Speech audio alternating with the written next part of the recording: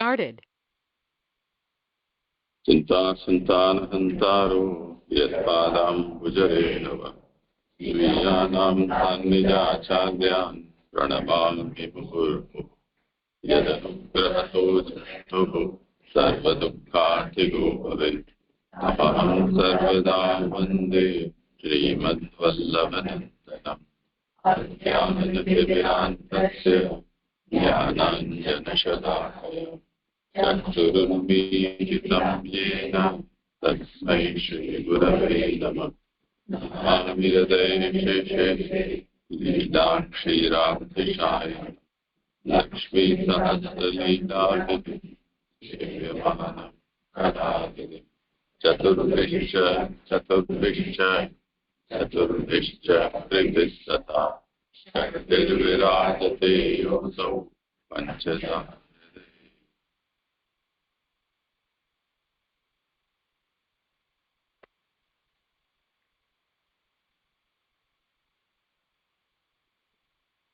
કરો સંદેશ. પ્રણામ જીજી. આપણે શાસ્ત્રાર્થ છે આનંદરૂપ હરિની આનંદમય લીલા, સ્કંધાર્થ છે અધિકાર લીલા, અને આપણે અહીંયા ઉત્તમ પ્રકરણ જોઈ રહ્યા છે. એમાં શ્રોતા છે પરીક્ષિતજી અને વક્તા છે સુખદેવજી, જે બેઉ દ્રઢ વૈરાગ્ય વાળા છે. હવે આપણે અત્યાર સુધી 10 શ્લોક સુધી જોયું, જેમાં આપણે જોયું કે વ્યાસજીએ કેવી રીતે આ ભાગવત સંહિતા સુખદેવજીને ભણાવી અનુક્રમથી, અને આપણે એ બી જોયું કે કેમ સુખદેવજીનું જ સિલેક્શન કર્યું છે આનો પ્રચાર કરવા માટે, એ આપણે અત્યાર સુધી જોયું. હવે આગળ શ્લોક 11 એની ઉત્થાનિકા લઈ રહ્યો છું 182 પેજ ઉપર. થોડું જોરથી બોલી શકે તો સારું. હા દીદી. ભગવાનના ગુણો ભલે તેવા હોય, તેથી ગ્રંથમાં શું લાભ થયો એવો પ્રશ્ન થાય, તેથી નીચેનો શ્લોક કહે છે. એટલે આપણે આગળ જોયું કે ભાઈ ભગવાનના ગુણો કેવા છે કે ભાઈ સર્વના પ્રતિબિંબ રૂપ અને જ્ઞાનને વશ કરવાના સ્વભાવ વાળા છે એમ. એટલે કે ઇવન જ્ઞાન માર્ગીને પણ એ વશ કરી રહ્યા છે. તો એવા ગુણોથી ગ્રંથમાં શું લાભ થશે એવું જયારે પૂછી રહ્યા છે તો આગળ કહી રહ્યા છે, હરે ગુણા ક્ષિપ્તમતિ ભગવાન બાદરાયણી અદ્યગાન મહદાખ્યાનમ નિત્યમ વિષ્ણુ જનપ્રિય. શ્લોકાર્થ. હરિના ગુણોથી વશ થયેલ મતિવાળા, જેમને સદા વિષ્ણુજનો પ્રિય છે તેવા ભગવાન બાદરાયણીએ મોટા આખ્યાનનો અભ્યાસ કર્યો.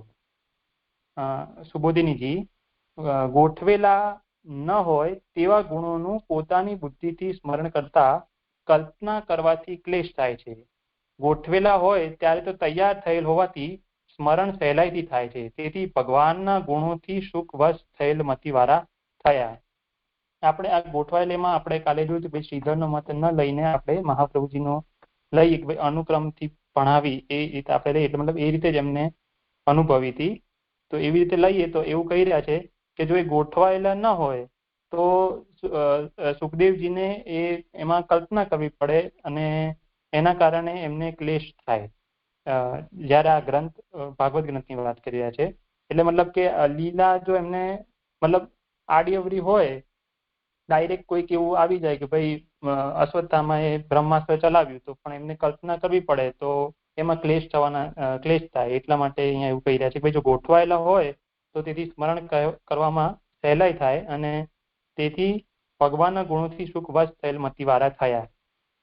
હવે આ મતિવાળા થયા એનાથી આગળ સમજાવી રહ્યા છે કે તેમનાથી મતિ વશ થયેલી હોવાથી બીજા કોઈમાં પ્રવૃત્તિ થતી ન હતી. મતિ શબ્દનું એવું તાત્પર્ય છે કે તેમને ફલ પ્રાપ્ત કરેલું, તેથી બીજા સ્થળે વિષય અને ઇન્દ્રિયોનો સંબંધ થવા છતાં પણ તેમાં મતિ થતી ન હતી.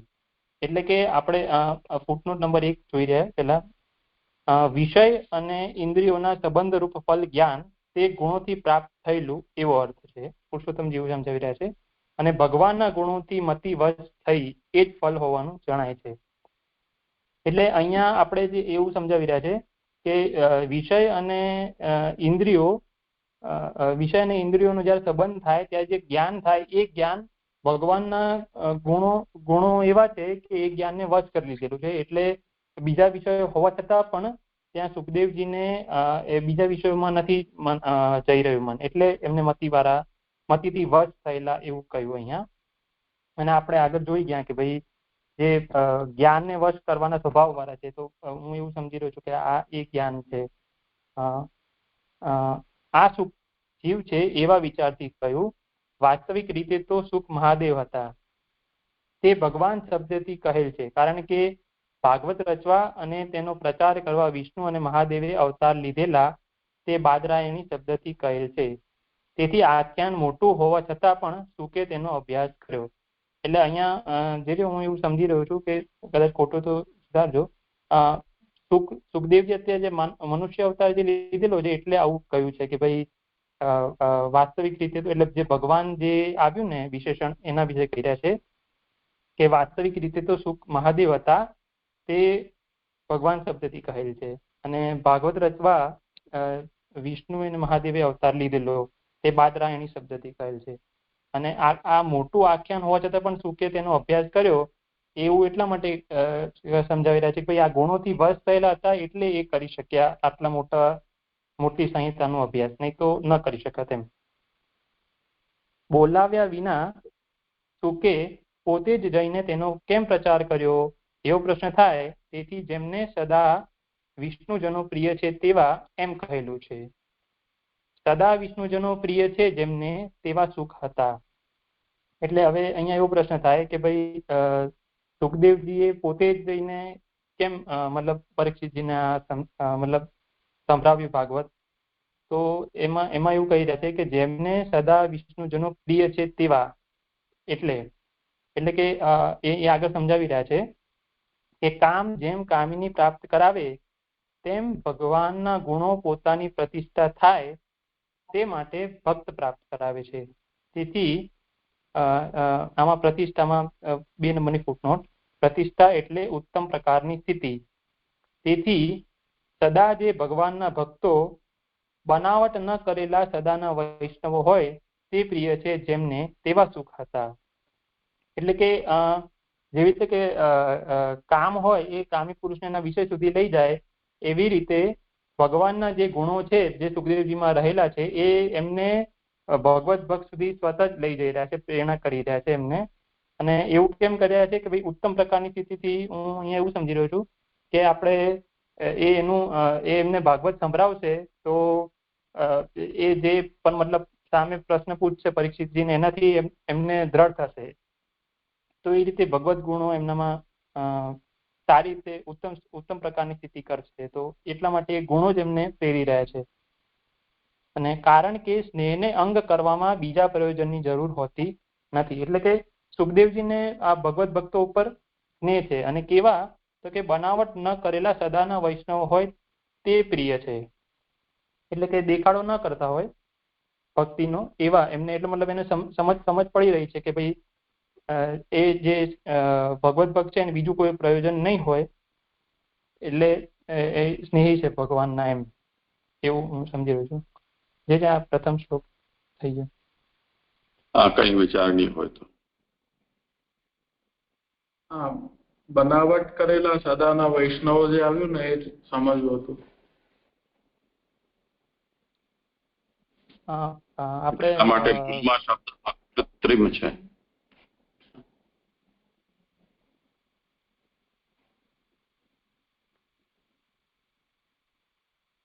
કોઈ વ્યાખ્યાકારોએ એના ઉપર કઈ પ્રકાશ નથી જાડ્યો, એટલે સમજવાનું છે કે સર્વદા એ ભગવત ભક્તા અકૃત્રિમ નિત્ય વૈષ્ણવા. મતલબ કૃત્રિમ હોવાનો મતલબ ઔપાધિક ભક્તિ હોય, કોઈ કામના વશાત થયેલી હોય, અથવા કોઈના દબાણથી કે પરંપરાના પ્રભાવથી થયેલી હોય, આ બધી કૃત્રિમ ભક્તિ કહી શકાય. પણ આ એવા નથી જે નિત્ય વૈષ્ણવ છે, સદા એવા જેમને પ્રિય છે.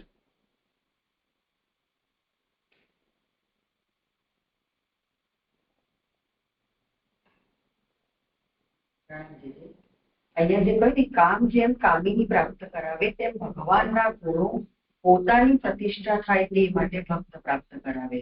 તો અહીંયા પ્રતિષ્ઠાથી તો ઉત્તમ સ્થિતિ કઈ, પણ પોતાનીથી શું લેવાનું? કોણ એટલે કોની પ્રતિષ્ઠા પ્રાપ્ત કરાવે? એટલે ગુણો કોનામાં રહે? ગુણોની પ્રતિષ્ઠા. તો ભગવાનના ગુણોની. તો ભગવાનના ગુણો પોતાની પ્રતિષ્ઠા એટલે ભગવાનની જ પ્રતિષ્ઠા એમ સમજ કે ભગવાનના ગુણોની પ્રતિષ્ઠા. ગુણોની. કારણ કે આગળ ભાગવતની પ્રતિષ્ઠા આવી રહ્યું છે ને એટલે હું અહીંયા ભાગવતની પ્રતિષ્ઠાની વાત છે તો જે ભગવદીય ભક્ત પ્રાપ્ત કરાવે એટલે અહીંયા પોતાથી ભાગવત લેવાનું કે ભગવાનના જ ગુણ એમ. અહીંયા તો ગુણો જ છે. હવે એનું પ્રતિપાદક ભાગવત હોય અને ભાગવતની પ્રતિષ્ઠાનો વિષય આગળ આવી રહ્યો હોય તો એ જુદો છે. પરમ કામઃ કામિનીમિવ ભગવદ ગુણાઃ સ્વપ્રતિષ્ઠાર્થમ ભક્તમ પ્રાપયંતિ. તો સ્પષ્ટ જ છે અહીંયા ભગવદ ગુણોની જ વાત છે. બોલાવ્યા વિના કે પોતે જઈને તેનો કેમ પ્રચાર કર્યો થાય એથી જેમના સદા વિષ્ણુનો પ્રિય છે તેવા એમ કહ્યું છે. બીજા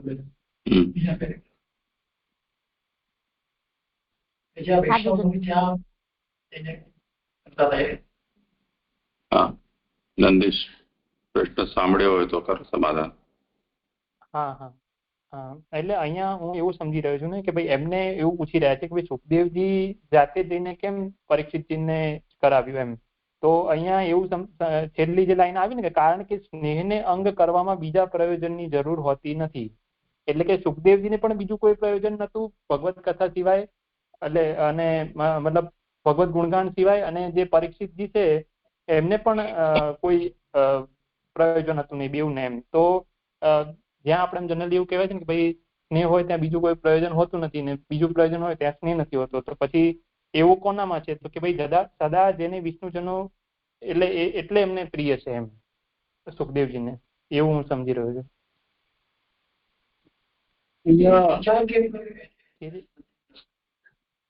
એટલે સુખદેવજી એ પરીક્ષિતને સંભળાવ્યું તે સિવાય તો બીજું કોઈ કથા પ્રસિદ્ધ નથી ને, એટલે એ સંદર્ભ સિવાય બીજો કયો સંદર્ભ લેવાનો?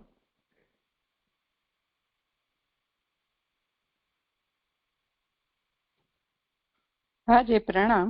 અવાજ આવે છે મારો? હા. આ છેલ્લું વાક્ય તે નથી સમજાતું. સ્નેહને અંગ કરવામાં બીજા પ્રયોજનની જરૂર હોતી નથી. હવે આ ભાઈ બોલ્યા તે પ્રમાણે એટલે સ્નેહને અંગ એટલે સ્નેહ કરવા માટે કોઈ બીજા પ્રયોજનની જરૂર નથી. સ્નેહ જ્યાં સ્નેહ હોય એટલે જે એ વ્યક્તિને એ રીતનું આપણે જોઈએ તે થઈ જાય એ રીતે જ સમજવાનું છે. એ મને સમજાતું નથી.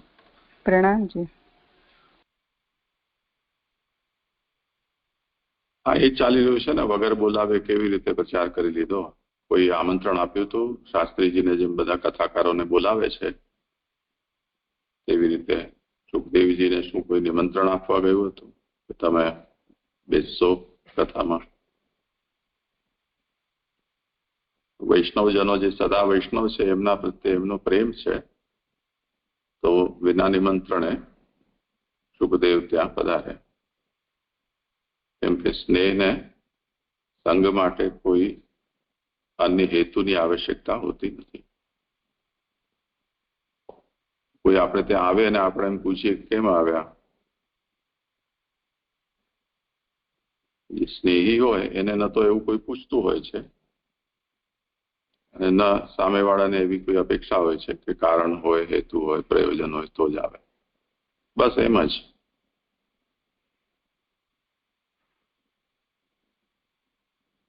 જી થયું. હા પ્રણામ. એક જ મિનિટ. હા, મને તો પ્રશ્નનું સમાધાન થઈ ગયું. સુનીતાબેને પોતાની માં પૂછ્યું ને કે એટલે ભગવાનના ગુણો કીધા ને આપે એટલે થઈ ગયું સમાધાન. દંડવત પ્રણામ દીધો. હા પ્રણામ છે. અહીંયા જે પહેલી ફૂટનોટ આવી ને કે મતિ શબ્દનું એવું તાત્પર્ય છે કે તેમણે ફળ પ્રાપ્ત કરેલું, એટલે અહીંયા સુખદેવજીએ ફળ પ્રાપ્ત કરેલું. અને એનું સમજ એવી આપી છે ફૂટનોટમાં કે વિષય અને ઇન્દ્રિયોના સંબંધરૂપ ફલ જ્ઞાન તે ગુણોથી પ્રાપ્ત થયેલું.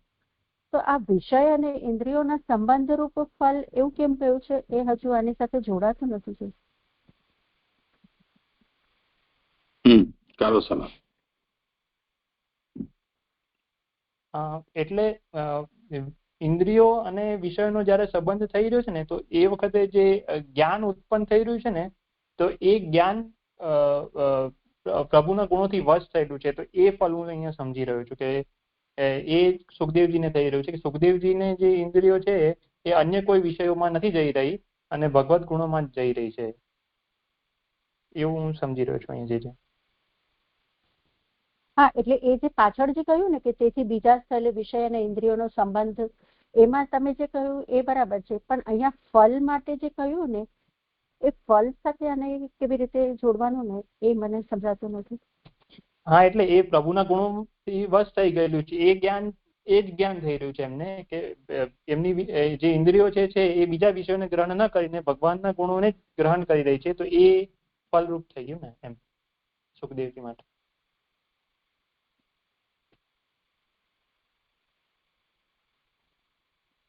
આ જરાક ફૂટનોટ થોડી સમજાવો ને, મને હજુ ગોઠવાતો નથી. તમારો અવાજ અમને સંભળાતો નથી. હા, હવે સંભળાય? હા, થોડોક સંભળાય. તમને સંભળાય? હા. ઉત્થાનિકા છે ને, ભગવાનના ગુણો ભલે તેવા હોય તેથી ગ્રંથમાં શું લાભ થયો? આ જે મુખ્ય વાત છે કે ગ્રંથે કિમાગતમ એટલે ઇત્થમભૂત ગુણો હરિ, એવું જે આગળ વર્ણન કરવામાં આવ્યું. તો ચલો ઠીક છે, ભગવાનના એવા ગુણો છે.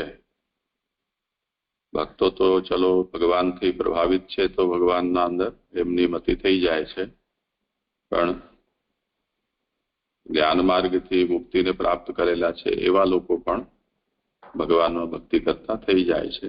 એવા ભગવાનના ગુણો છે એવું આગળ કહ્યું.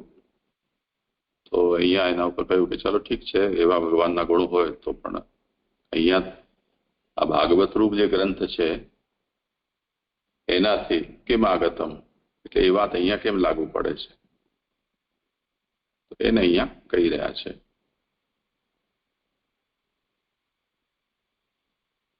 હરેર ગુણાક્ષિપ્ત મતિ. સુખદેવ કેવા છે?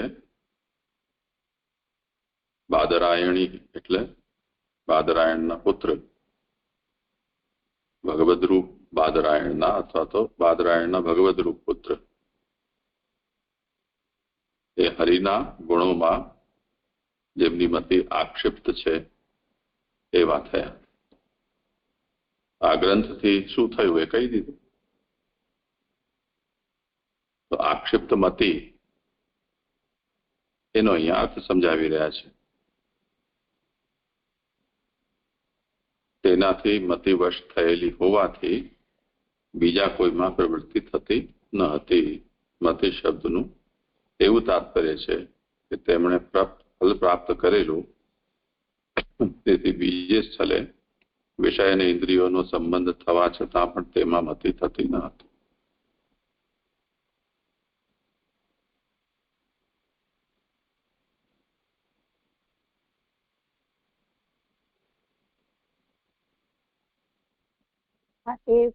એ સમજાઈ ગયું, પણ આ ફૂટનોટમાં જે કહ્યું છે ને કે વિષય અને ઇન્દ્રિયોના સંબંધ રૂપ ફલ, તો એ તો વૈરાગ્ય જ્ઞાન માર્ગી હતા એટલે ટોટલ વૈરાગ્ય હતો. તો એના પછીનું જે સેન્ટેન્સ કહ્યું ને એમાં તો આપણે આ હરેર ગુણાક્ષિપ્તમતી એની સાથે જોડાય છે, પણ પહેલાથી એમને કોઈ ફળ પ્રાપ્ત કરેલું એવું કંઈક અહીંયા નિર્દેશ કરી રહ્યા છે, અને એના કારણે એમને બીજા સ્થળે વિષય અને ઇન્દ્રિયોનો સંબંધ થવા છતાં પણ તેમાં મતિ થતી ન હતી.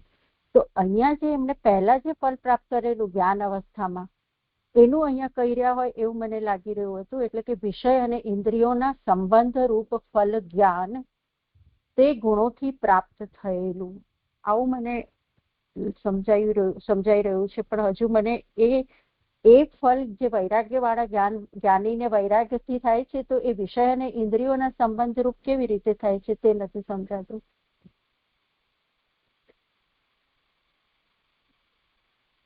હા, કોઈને કરવું હોય સમાધાન તો.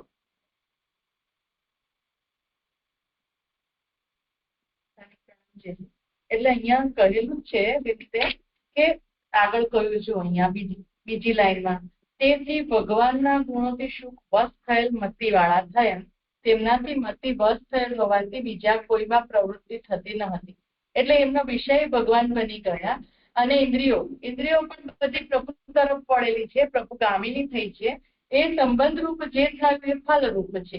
એવું જે ફલરૂપ જ્ઞાન છે એ એમને ગુણોથી પ્રાપ્ત થયું. એટલે તમે જે કહો છો ને કે જ્ઞાન માર્ગી હતા એટલે જ્ઞાનથી એમને એવી મતિ થઈ, એવું નહીં.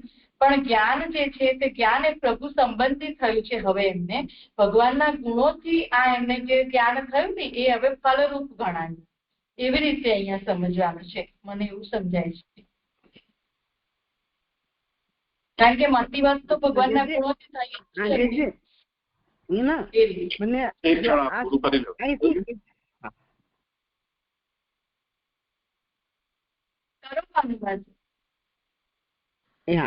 અહીં શું કે છે, વિષય ભગવાન બન્યા છે અને વિષય ભગવાન બને તો ઇન્દ્રિયોનો સંબંધ થાય ત્યારે એ વિષયને ગ્રહણ કરે ઇન્દ્રિયો. તો ઇન્દ્રિયોએ જે વિષયને ગ્રહણ કર્યો છે તે એ ઇન્દ્રિયોનો સંબંધ થયો વિષય જોડે. તો વિષય કોણ છે? ભગવાનના ગુણગાન. એ વિષય બન્યા અને ઇન્દ્રિયોએ ગ્રહણ કર્યા. તો આ બે નો સંબંધ થાય ત્યારે જ ફલ થાય, ત્યાં સુધી ફલ ન થાય. જેમ કઈ રસ્તામાં આપણે જતા હોઈએ તો કેટલા લોકો પસાર થઈ જતા આપણે ખબર ન પડે, પણ જો આપણે એની ઇન્દ્રિયો સાથે સંયોગ થાય એ વ્યક્તિ જોડે તો આપણે એને ધ્યાન રહે આપણું. તેમ આ વિષય છે એ ગુણગાન છે અને એની જોડે સંબંધ થયો છે, ઇન્દ્રિયો સંબંધ થયો છે ઇન્દ્રિયોનો, તેથી તે ફલરૂપ થશે. એટલે કોઈ પણ જ્ઞાન છે કે ભક્તિ છે એ વિષય અને ઇન્દ્રિયો બે નો સંબંધ થાય ત્યારે એ ફલરૂપ થાય છે, એવું સમજાય છે. સરદાવા, પ્રણામ. હા, થયું. મારું થઈ ગયું. પૂર્વ શ્લોક સાથે આનો સંબંધ લેશો ને તો સમાધાન થશે. પુરુષોત્તમજી જે રીતે આનું નિરૂપણ કરી રહ્યા છે એનો પૂર્વ શ્લોકની સુબોધની સાથે આનું સમાધાન છે, સંબંધ છે. ઇત્થમભૂત ગુણો હરિ, એને સમજાવતા અહીંયા આજ્ઞા કરી રહ્યા છે. હરિ એવા પ્રકારના ગુણો વાળા છે. એવા પ્રકારના ગુણોનો મતલબ શું? કે ભગવાનના ગુણો જ્ઞાનરૂપ છે. તેથી જે કોઈ હર કોઈ ગુણમાં આસક્તિ વાળો હોય તે ભગવાનના ગુણોમાં આનંદ કરે છે, કારણ કે ગુણો સર્વના પ્રતિબિંબ રૂપ અને જ્ઞાનને વશ કરવાના સ્વભાવ વાળા છે.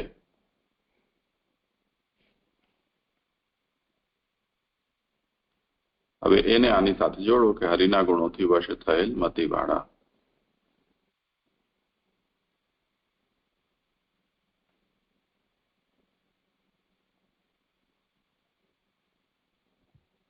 હા જી, હવે થઈ ગયું.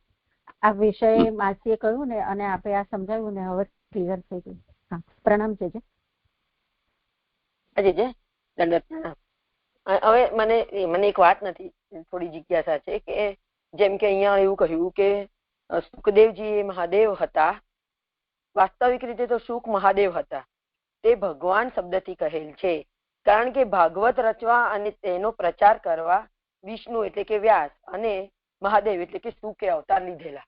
હવે મને એમ વિષ્ણુ તો વિષ્ણુ છે એટલે એમને તો વ્યાસજીને તો બરાબર છે, પણ મને સુખદેવજીના સંબંધમાં એવો વિચાર આવે છે કે મહાદેવજીનો એ સાક્ષાત અવતાર હતા, પછી એમને જ્ઞાન માર્ગથી મુક્ત થયેલા હતા, એ જ્ઞાન માર્ગીય અને મુક્ત જીવ હતા. પછી એમને ભગવાનનો ગુણાનુવાદ કરવામાં ઘણી બધી રુચિ હતી અને વ્યાસજીએ ભાગવતજી ભણાવ્યું એમને, તો વિશેષ રુચિ થઈ એમને. પછી હવે એમને ભક્તિ પ્રાપ્ત થશે. પછી જે મને એમ એક મહાદેવજીનો એ અવતાર છે, તો જયારે એમની જે ગતિ થશે સુખની, તો એટલે ફરીથી એટલે એમનું શું, મને એમની ગતિ વિશે વિચાર આવે છે, કેમ કે એમને હવે ભક્તિ પ્રાપ્ત થશે, તો એટલે ફરીથી એ મહાદેવમાં જ એમનો આંતરભાવ થશે. મહાદેવજીનું સ્વરૂપ શું થશે જે એમનું, એ મને જરા સમજવું છે. આનંદિશ કરો સમાજ. હા જી, મને આમાં બહુ વધારે તો નથી સમજમાં આવી રહ્યું, પણ અવાજ નથી આવી રહ્યો. એટલું સમજમાં. હા જી, હવે આવી ના, એટલે જે મને આમાં એટલું એક જ મિનિટ, મને આમાં એટલું જે નથી થોડું સમજમાં આવી રહ્યું આમાં આ પ્રશ્નમાં. પણ એવું લાગી રહ્યું છે કે અત્યારે એમને મહાદેવજીએ અવતાર લીધેલો, પણ સુખદેવજીનો, પછી ભક્ત પણ છે, વાત બરાબર, પણ પછી પાછું મારે ખ્યાલથી એમની ગતિ તો પછી મહાદેવજી છે એટલે પછી એ રીતે જે રીતનું છે એવી રીતનું થશે એવું લાગી રહ્યું છે. મને બહુ નથી સમજમાં આવી રહ્યા આમાં. હા, ઓર કોઈને સમાધાન કરવું હોય. અહીંયા અવતાર રૂપે કહ્યું છે તો મહાદેવજી માટે એવી રીતે સમજીએ કે જેવું ઠાકોરજીનું છે તો પૂર્ણાવતાર રીતે પ્રકટ થયા તો પાછા તે જ સ્વરૂપમાં પધારી ગયા, તો એ રીતે અહીંયા પણ સમજવું પડશે. એના સિવાય તો બીજું કઈ સૂઝતું નથી. એમ લખેલું હોય તો હું જાણતો નથી, પણ આ વિચારવાથી આવી રીતે સમજમાં આવે છે.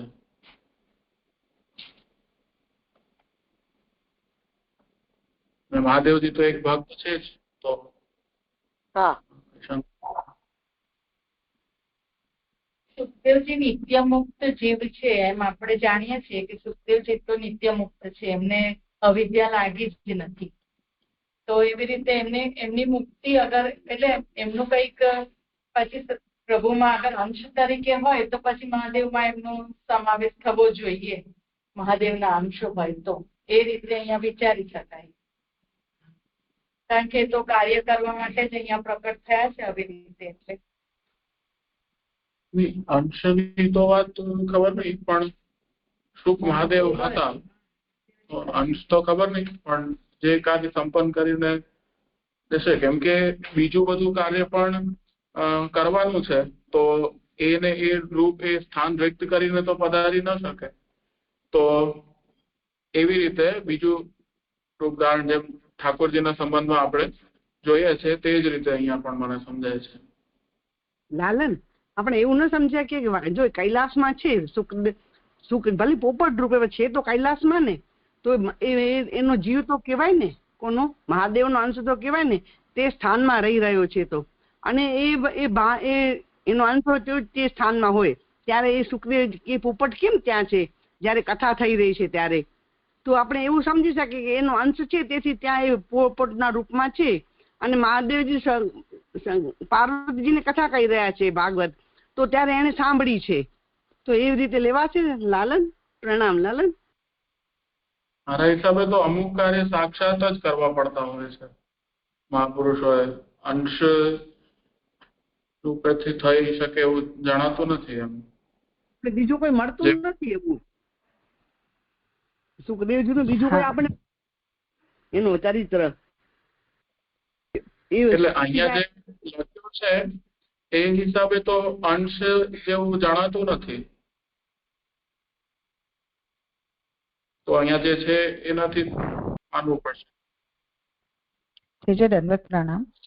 મને એવું કેવું છે કે 12મા સ્કંધમાં જયારે થયું હતું ને આ પૂરી કથા થઈ હતી, પરીક્ષિતજીનો બી પછી પધાર્યા હતા સાયુજ્ય જે બી થયું હતું, ત્યારે એવું આવેલું હતું કે સુખદેવજી તો પછી આવી રીતે જે 10મા શ્લોકમાં આવ્યું છે ને આત્મામાં રમણ કરનાર છે અને એ નિત્ય ફરી જ રહ્યા છે લોકોનું કલ્યાણ કરવા માટે, તો એ એમની મને ગતિ જેવું સમજાય છે. પ્રણામ જય છે.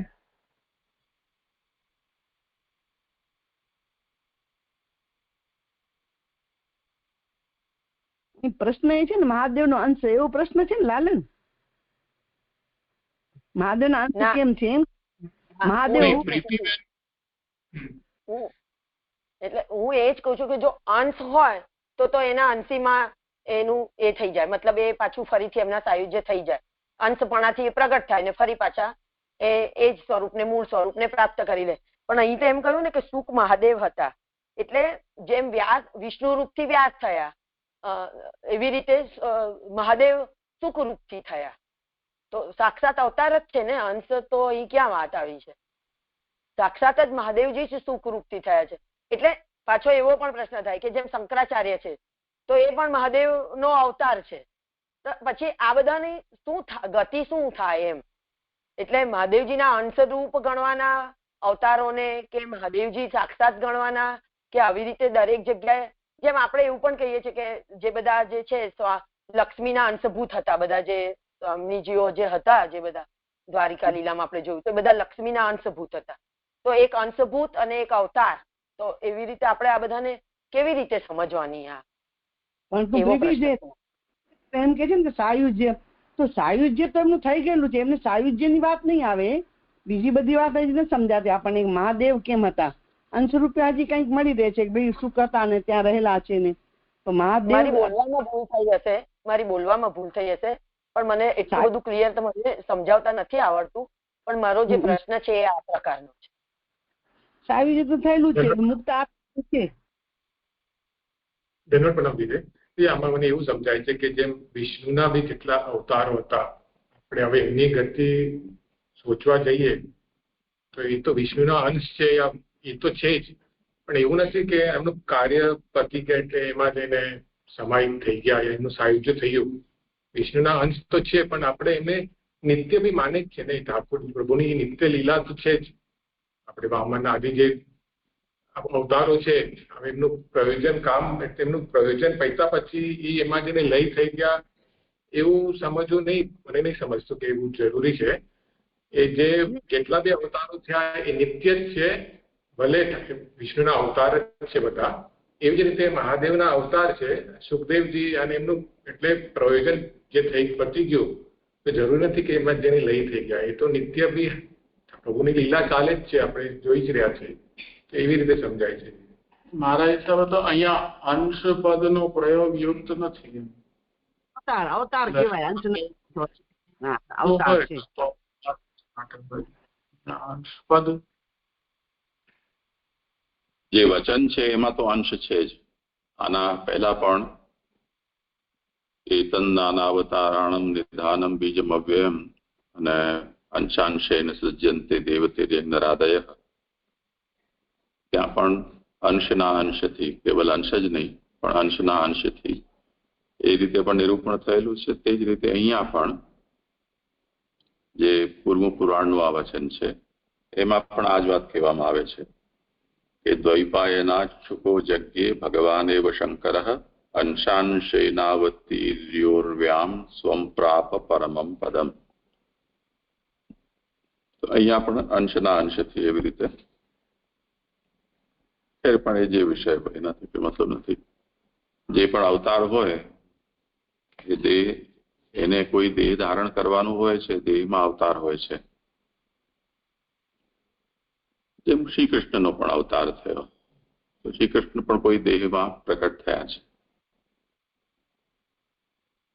કેટલાક પ્રસંગોમાં એવું વર્ણન આવે છે કે સદેહે એ સ્વધામમાં પધાર્યા, કેટલાકમાં અહીંયા દેહ રહ્યો અને અલૌકિક પ્રણાલીથી પધાર્યા, એવું પણ વર્ણન આવે છે. તો મુદ્દો કેવલ એટલો છે કે આ જે પણ અવતાર તરીકે જેનું નિરૂપણ આવી રહ્યું છે એમની ગતિનો તાત્પર્ય, એમની આત્માનું શું થયું, તો એ નિત્યાપરિચ્છિન્નતનું પ્રાકટ્યમ જેથી સાત્રિધા, એ ન્યાયથી જે નિત્ય અપરિચ્છિન્ન છે એનું તો પ્રાકટ્ય અને અપ્રાકટ્ય જ હોય છે. આ તો બહુ પ્રાથમિક સિદ્ધાંત છે. એમાં તો જીવાત્માની જેમ આવાગમન તો હોતું નથી, તો અપ્રકટ થઈ ગયા, બસ એટલું જ થયું. એ એમની ગતિ.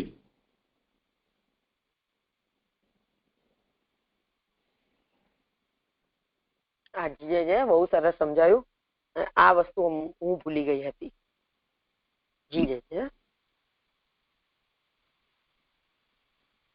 આપણે ફોનને સ્વિચ ઓફ કરી દઈએ એવું.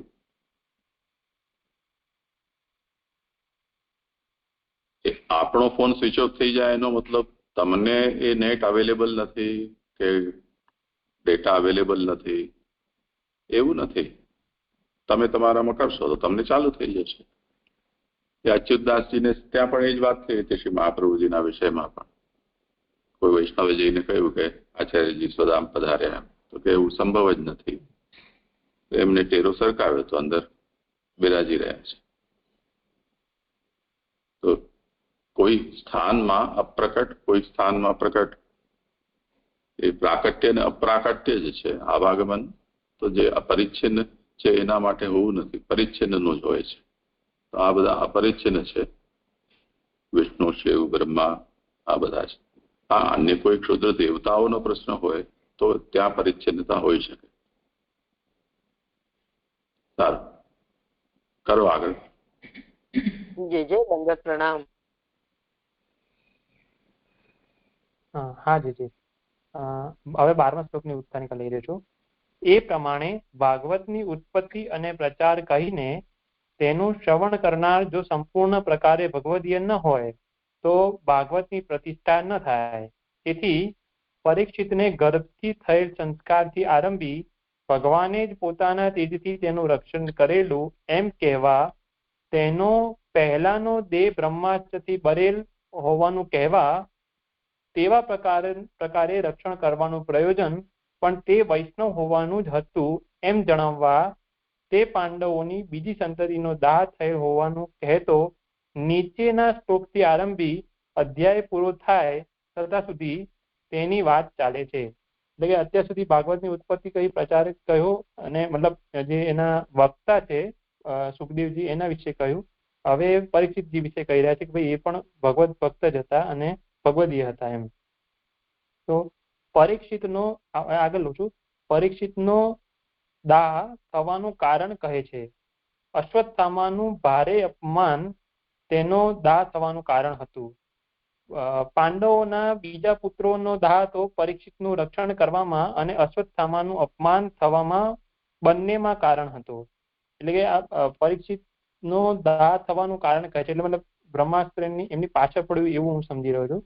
જે કંઈ હોય તો કરેક્ટ કરજો. પરીક્ષિતનો દાહ થવાનું એટલે જે અશ્વત્થામાએ બ્રહ્માસ્ત્ર છોડ્યું એનાથી રક્ષણ કર્યું એ કહી રહ્યા છે અહીંયા.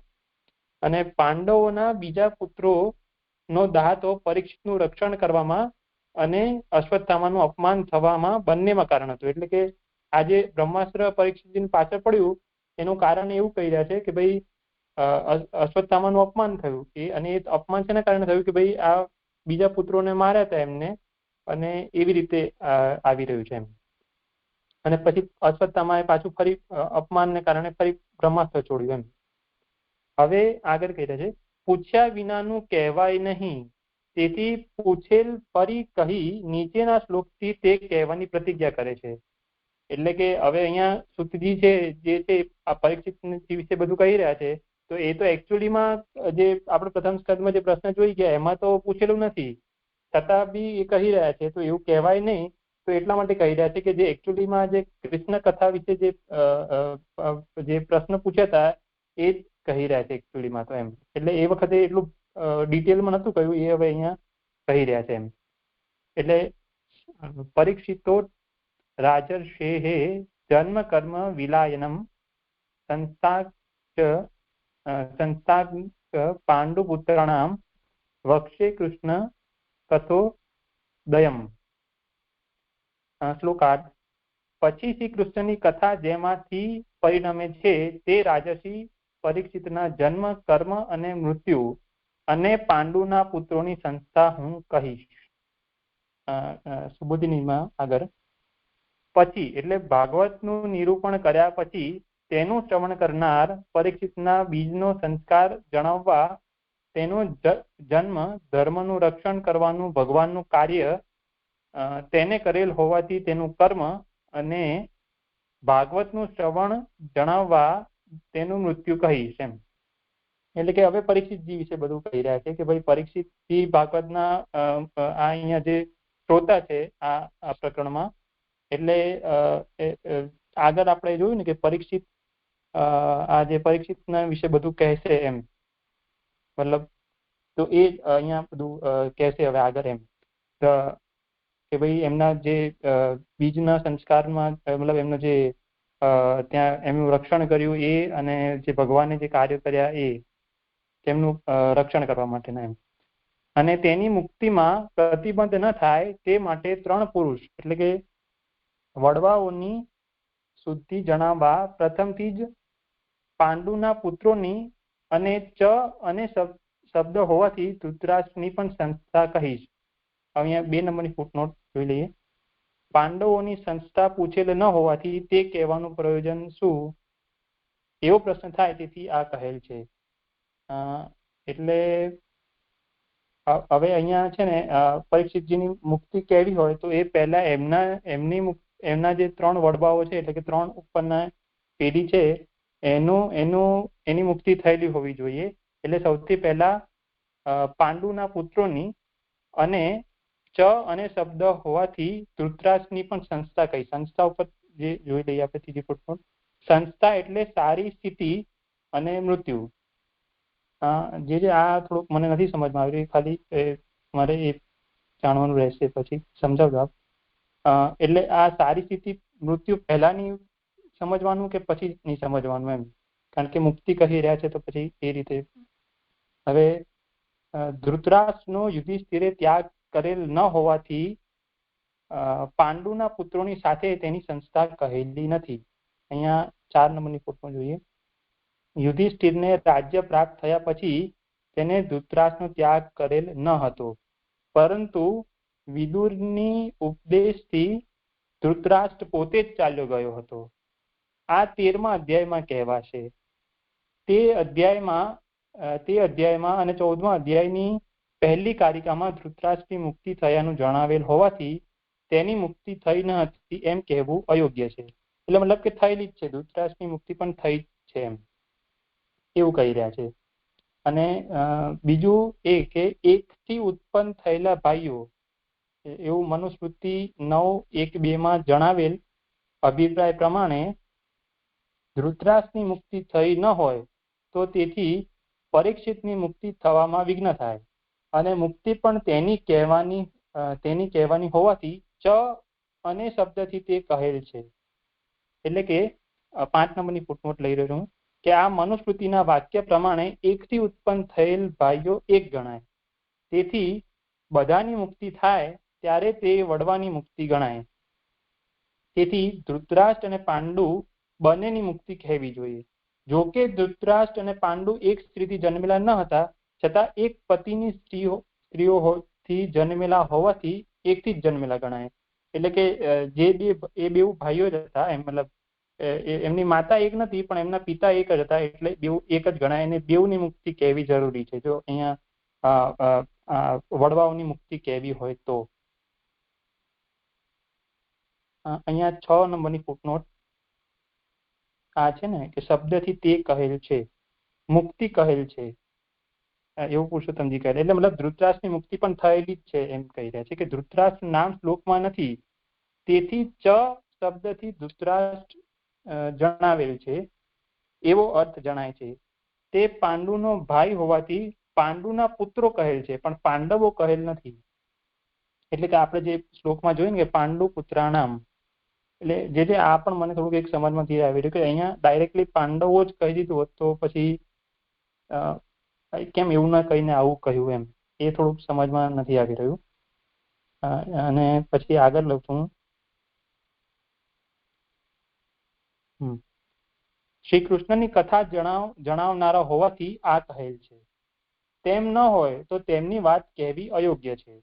એટલે કે તે જેમાંથી શ્રી કૃષ્ણની કથા પરિણામે છે તે શબ્દથી કહે છે.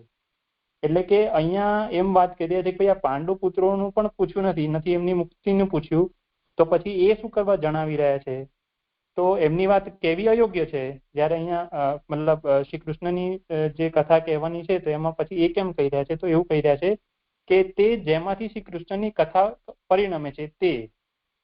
એટલે કે કૃષ્ણની કથા કેવી હોય તો એના માટે પહેલા થોડુંક એક બેઝ બનાવવું પડે ને, તો એ બેઝ તરીકે એવું સમજી રહ્યું છું કે પરીક્ષિતજીની આખી વાર્તા આવી રહી છે, મતલબ કથા આવી રહી છે.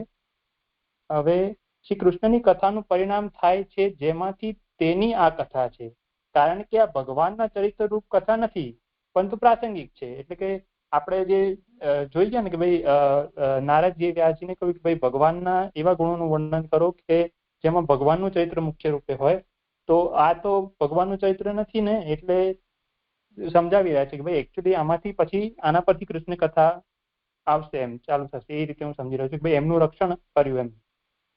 તેથી શ્રી કૃષ્ણની કથારૂપ પ્રયોજનનું કારણ હોય શ્રી કૃષ્ણની કથામાં સ્વરૂપ ઉપર ઉપકાર કરનારી મૂળ કથા છે, તેથી તે કહેવામાં આવે છે એવો ભાવ છે. એટલે અહીંયા એવું સમજી રહ્યો છું કે કૃષ્ણની કથામાં સ્વરૂપ ઉપર ઉપકાર કરનારી, એટલે કે કૃષ્ણની કથા કેવી છે તો એ કહેવા માટે પરીક્ષિતજીની જે કથા છે એ બેઝ બની રહી છે, અને એ રીતે ઉપકાર કરનારી મૂળ કથા છે એવું હું સમજી રહ્યો છું. એટલે આમાં કઈ એવું હોય તો કરેક્ટ કરજો. કોઈને કઈ કહેવું? હા જી, આમાં એક પેલું મારે આ પૂછવું હતું કે અહીંયા પાંડુ પુત્રોનું કહ્યું ને કે પાંડુ પુત્રો જ ન કહીને પાંડવો જ કહી દીધું હોત તો પછી સહેલું રહેત ને એમ. અઘરું થઈ જાત એટલે ન કહ્યું.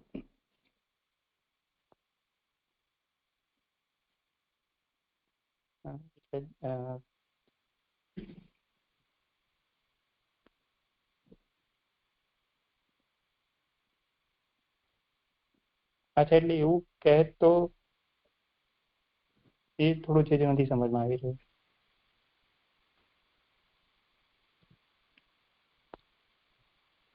એટલે પુત્ર જે છે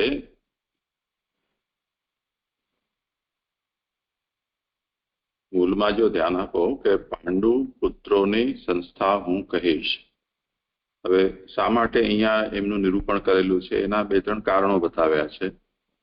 એક તો એ કે ત્રિપુરુષની મુક્તિ બતાવવી છે, જેથી કે પરીક્ષિતની મુક્તિ અટકે નહીં. બીજી વસ્તુ ભાગવત કે ભગવત કથા છે કે ભગવાનનું જે મહાત્મ્ય છે એ આમની કથાની સાથે જોડાયેલું છે. એટલે આ સંબંધમાં શૌનકાદી ઋષિઓના પ્રશ્ન નથી, તેમ છતાં પણ એનું નિરૂપણ કરવામાં આવ્યું છે, એટલે પ્રાસંગિક હોવાથી કરેલું છે. અને ત્રીજી વસ્તુ આમાં પાંડવ કહેવાથી એ વાત ન આવત જે પાંડુ પુત્ર કહેવાથી આવે છે. પુત્ર કહેવાથી જે પિતાને નરકમાં જતો અટકાવે છે તે પુત્ર છે. એ બોધ કરાવવા માટે અહીંયા પાંડવ ન કહીને પાંડુ પુત્ર કહ્યું છે. કેમ કે પાંડવનો મતલબ થાય છે પાંડુના સંબંધી. તો સંબંધી તો ભાઈ હોઈ શકે, કાકોય હોઈ શકે, મામોય હોઈ શકે.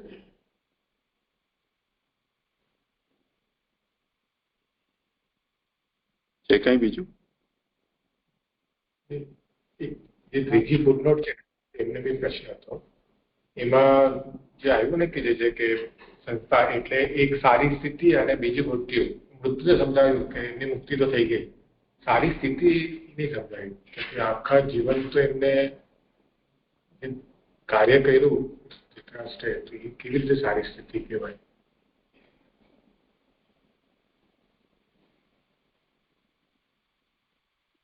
હા નંદીશ. હા જે મારું પણ આ પ્રશ્ન હતું, મને પણ એ નથી સમજમાં આવી રહ્યું એટલે કોઈને વિચાર કરવો હોય તો બતાવો. સારી સ્થિતિ એટલે મૃત્યુ પછીની, એટલે તો અહીંયા કહ્યું કે એમની મુક્તિ થઈ છે એવું બતાવશે તો જ તો અહીંયા પરીક્ષિતજી અધિકારી થશે ને, એવું જે છે સમજાય છે. એ સારી સંસ્થા એટલે સારી સ્થિતિ, એ સારી સ્થિતિ એમની ધૃતરાષ્ટ્રની પછી થઈ છે એવી રીતે બધાની બતાવી રહ્યા છે, તો જ પરીક્ષિતજી અધિકારી થશે ને તેના. એમની સારી સ્થિતિ મૃત્યુ પછી એવી રીતે એવું મને સમજાય.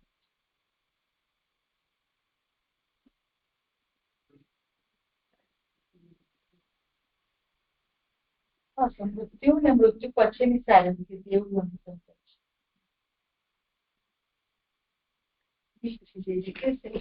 સંસ્થાનો મતલબ એક સારી સ્થિતિ અને બીજું મૃત્યુ અને ત્રીજી મુક્તિ પણ, એમ 3 સુધી લઈ લો. એને અંતમાં મુક્તિ પણ કહેલી છે ને. ધૃતરાષ્ટ્રનું તો અહીંયા ચકારથી ગ્રહણ કરીને એ વાત બતાવી છે કે પાંડવોની સાથે સાથે ન કહીને જુદું કેમ કહ્યું, તો એના માટે કે આ બધાનું એક સાથે પાંડવો સાથે ધૃતરાષ્ટ્રની મુક્તિ થયેલી નથી, જુદું જુદું થયેલું છે એટલા માટે. એટલે પહેલા ધૃતરાષ્ટ્ર રાજ્ય ત્યાગ કરીને વાનપ્રસ્થ થયા અને ત્યાં પછી યોગાગ્નિ પ્રજ્વલિત કરીને ને માદ્રી વગેરે સાથે કુંતીને બધા બળી મર્યા અને તે પછી પાંડવોએ મહાપ્રસ્થાન કર્યું. તો બધાનું અલગ અલગ કાલખંડમાં આ બધું થયું છે. એટલે ચકારથી અહીંયા ધૃતરાષ્ટ્રનું ગ્રહણ કર્યું છે. યદ્યપિ સંસ્થાના અંતર્ગત આ પાંડવો અને ધૃતરાષ્ટ્ર આ બંનેનો નિરૂપણ થઈ જાય છે. ધૃતરાષ્ટ્રનું અહીંયા નામ આપીને શ્લોકમાં કહ્યું નથી. એનું કારણ આ છે કેવલ ચકારથી પણ એમ સમજી લેવાનું.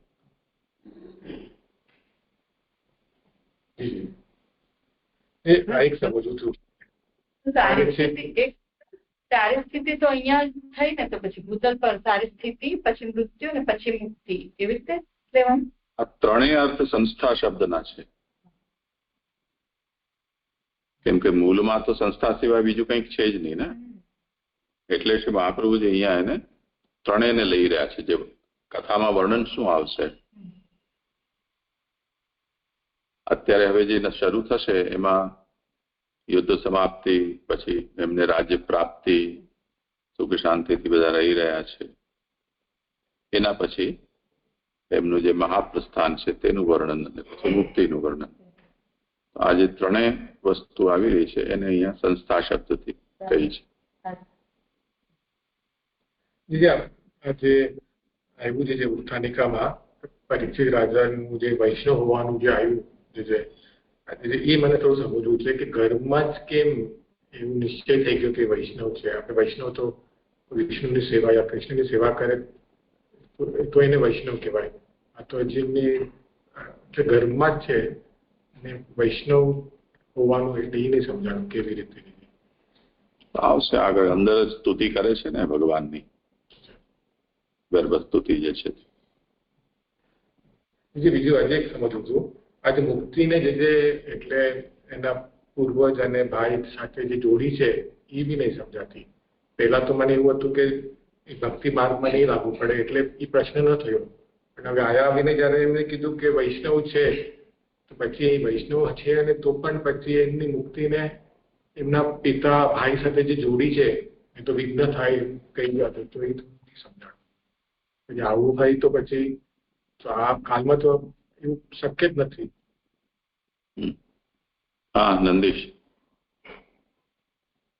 હા એટલે આમાં છે ને આપણે પેલું કાલે પરમ દિવસે આપણે ભાગવતા પ્રકરણમાં આપણે જોયું હતું ને કે જો વડવાઓની મુક્તિ નહીં થઈ હોય અને એ રીતે શુદ્ધિ નહીં થઈ હોય તો પછી એમને આ જે ભાગવતની કથા છે એમાં એમને પ્રોપર વિશ્વાસ નહીં થાય અને એ વિશ્વાસ નહીં થાય તો પછી એનું જે સારી રીતે એમને જે આ પ્રતિષ્ઠા કઈ કે જે ભાગવતની પ્રતિષ્ઠા જે એમના હૃદયમાં થવી જોઈએ ને પછી આગળ એમને શ્રોતા તરીકેનો જે એમનો અધિકાર સિદ્ધ કરવાનો છે એ નહીં થાય એમ, એવું હું સમજી રહ્યો છું.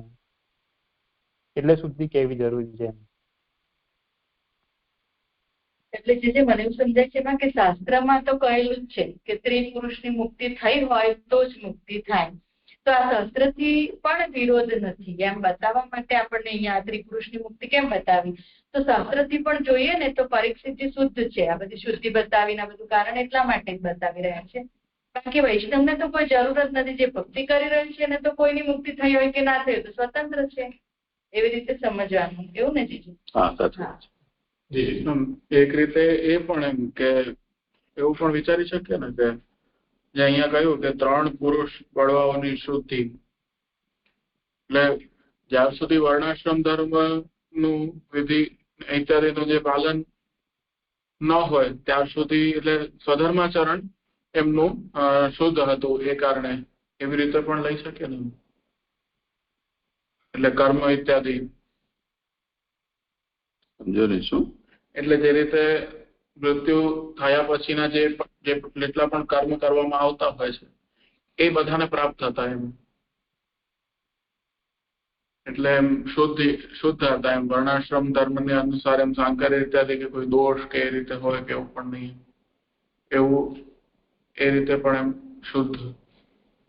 કેમ કે મુક્તિ એટલે જે મૃત્યુ પછી એક પ્રેતાવસ્થાને જે દૂર કરવી પડતી હોય છે ત્યાર પછી કંઈક આગળ વધતી હોય છે વાત એમ. એટલે એ હિસાબે અગર એમ વિચારીએ તો એના કહ્યું એ બરોબર છે. બાકી સ્થિતિ તો એવી છે કે જે રીતે સર્પદંશથી કોઈનું મૃત્યુ થાય તો એની કોઈ ગતિ થતી નથી. તો એના તો મોટા મોટા પ્રાયશ્ચિત અને કર્મ વિધાનો કહેવામાં આવ્યા છે. તો આ બધા પ્રશ્નો મર્યાદા માર્ગની દૃષ્ટિથી ઉપસ્થિત થઈ શકે. પરીક્ષિતનો ગર્ભમાંથી જ ભગવાન રક્ષા કરતા આવ્યા છે અને બહુ ઉદાત્ત પ્રયોજનથી એના જીવનને ભગવાને ટકાવ્યું છે કોઈ રીતે. પરીક્ષિતનો જન્મ જ અલૌકિક પ્રયોજનથી છે એટલે પ્રમેય બલથી એની ગતિ થશે એમાં કોઈ શંકા નથી. પરંતુ यदि टेक्निकल सेंस में पण विचार करो तो पण परीक्षितनी जे मुक्ति है एमां कोई रुकावट नहीं. ए बात समझावा माटे आ बधी वातो चाली गई छे. ने आ त्रण पुरुष थी त्रण कई रीते शुं समजवाय मने समजातो नथी एम. એટલે પાંડવ એમના પિતા પછી પાંડુ એટલે પરીક્ષિત કોના અભિમન્યુ. હા એટલે મને અભિમન્યુના પાંડુ એટલે અર્જુન વગેરે એના પાંડુ એમ ત્રણ થાય. એટલે અહીંયા પાંડુના પુત્રોની એમ કહ્યું છે ને એટલે પુત્ર હોવું એમ અગર સ્પેસિફિક પાંડુનું તો આગળ જ આવી ગયું ને ભક્ત હતા અને એ રીતે એમનું તો સદગતિ થયેલી છે એમાં કોઈ શંકા જ નથી. એટલે આમાં ખાલી એમ પરીક્ષિતજીની વાત થતી હોય તો ખાલી પુત્રોની એ રીતે કહેતા તો એમ અર્જુનથી એક અલગ એમ થતા એમ. કેમ કે અહીંયા પરીક્ષિતજીની વાત ચાલી રહી છે તો પરીક્ષિતજી પછી અભિમન્યુજી પછી અર્જુન તો એ રીતે અહીંયા એમ ક્રમ એમ પણ એમ પુત્રોથી બધામાં અર્જુન પણ આવી ગયા એ વાત તો ઠીક છે પણ એમ તો પણ એમ અહીંયા એનું તો વિચાર કર્યો ને એકથી ઉત્પન્ન થયેલા ભાઈઓમાં જણાવેલ અભિપ્રાય પ્રમાણે ધૃતરાષ્ટ્રની મુક્તિ થઈ ન હોય તો તેથી પરીક્ષિતની મુક્તિ થવામાં વિઘ્ન થાય. તે જ રીતે ભાઈઓમાં પણ એ જ સમજવાનું. અચ્છા હા હવે આ સમજાતું બધું છે હવે સ્પષ્ટ થયું. એટલે આખા વંશમાં ભલે ત્રણ ન ગણો તો પણ કેમ કે એ ત્રણની મુક્તિ થઈ છે તો એના પહેલા પણ બધાની મુક્તિ થઈ હશે. આ પાંચમી જે ધૃતરાષ્ટ્રને પણ પુરુષોત્તમજીની જે ટિપ્પણી છે ને એ જોઈ લો. એકથી ઉત્પન્ન થયેલ ભાઈઓ એક ગણાય. બધાની મુક્તિ થાય ત્યારે તે વડવાની મુક્તિ ગણાય.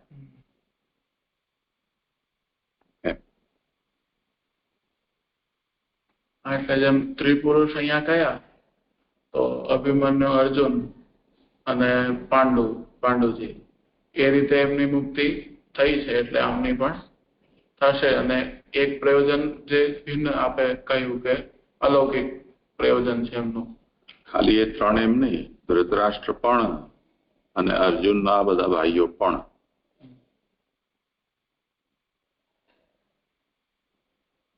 અર્જુન મુક્ત થાય પણ એના કોઈ ભાઈ અટકી જાય તો પરીક્ષિત લટકી જાય એ તાત્પર્ય છે. હા અને આ લોકોની મુક્તિ થવાનું કારણ પણ એવી રીતે જોઈ શકે ને કે જેમ પરીક્ષિતજી માટે કહ્યું તો એની જગ્યાએ પરીક્ષિતજીની જગ્યાએ ધૃતરાષ્ટ્ર કે પાંડુજીને મૂકે તો એમના પૂર્વજોની પણ મુક્તિ થઈ હોય એમ. એટલે એ રીતે આખી આનુવંશિક પરંપરા હું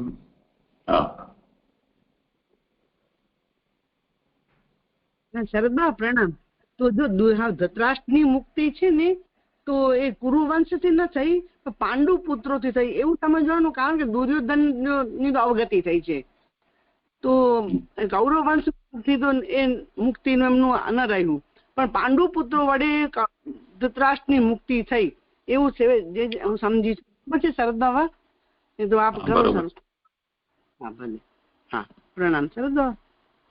એનો પ્રશ્નનું સમાધાન કેવું થઈ જાય? પછી એમાં એક પ્રશ્ન હોય છે, પછી આમાં 3 પુરુષ કેમ ગણાવા? એના એવી રીતે તો પછી બધાની મુક્તિ થાય તો જ, કારણ કે હવે એમના પિતા એમના દાદાની મુક્તિ થવી, હવે એમના દાદાની મુક્તિ થવા માટે એમના પિતા અને એમના દાદાની મુક્તિ થવી જરૂરી પડે.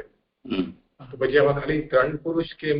કારણ કે એમ જોવા જઈએ તો પછી જેટલું બી એમનું પૂર્વજ છે બધાની મુક્તિ થવી જરૂરી છે ને. તો પછી અગર એમાંથી કોની બી અટકે તો પછી આગળવાળાની બધાની અટકે. તો એ નહીં સમજાનું કે પછી ખાલી 3 પુરુષ કેમ લઈએ? સિદ્ધિ માટે 3 ની જરૂર છે.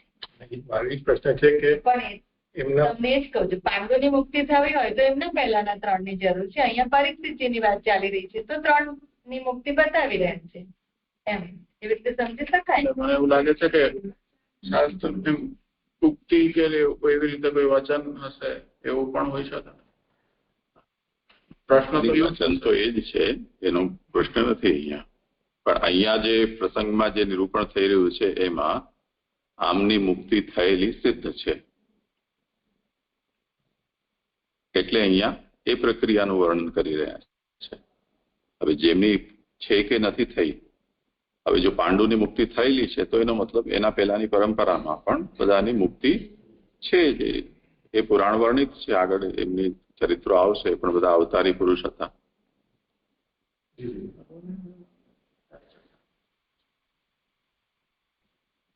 જે મને આ સેન્ટેન્સ નથી સમજાતું કે ધૃતરાષ્ટ્રનો યુધિષ્ઠિરે ત્યાગ કરેલ ન હોવાથી પાંડુના પુત્રોની સાથે તેની સંસ્થા કહેલ નથી. એટલે એ તો બધું આપે હમણાં કહ્યું એ પ્રમાણે કે ધૃતરાષ્ટ્રનું બધું વર્ણન પછીથી આવશે, પણ આ સેન્ટેન્સને કેવી રીતે સમજવાનું કે ધૃતરાષ્ટ્રનો યુધિષ્ઠિરે ત્યાગ કરેલ ન હોવાથી પાંડુના પુત્રોની સાથે તેની સંસ્થા કહેલ.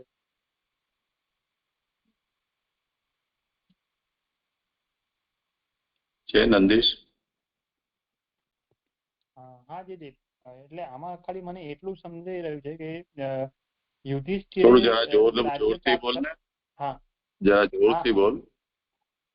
હા એટલે અહીંયા જે મને એ નથી સમજમાં આવી રહ્યું કે કેમ એમને એવું કહ્યું કે ભાઈ, એટલે મતલબ ખાલી એટલું સમજી રહ્યું કે યુધિષ્ઠિરે ત્યાગ નતો કર્યો, પણ એમની મુક્તિ જોડે કેમ ના કહીએ મને બી જે સમજમાં નથી આવી રહ્યું એમ કે ભાઈ એનાથી શું ફરક પડે એમ. એ તો હમણાં આપણે જોઈ ગયા ને કે આ વર્ણન છે જુદું જુદું આવે છે. પહેલા ધૃતરાષ્ટ્ર વગેરે ગયા, વાનપ્રસ્થ થયા, એના પછી પરીક્ષિતને રાજ્ય સોંપી અને પાંડવો વાનપ્રસ્થ થયા. એ બંને જુદા જુદા થયેલા છે, એટલે એમનો બંને સાથે અહીંયા નથી કહેલું, ખાલી ચકારથી એનું ગ્રહણ કરેલું છે.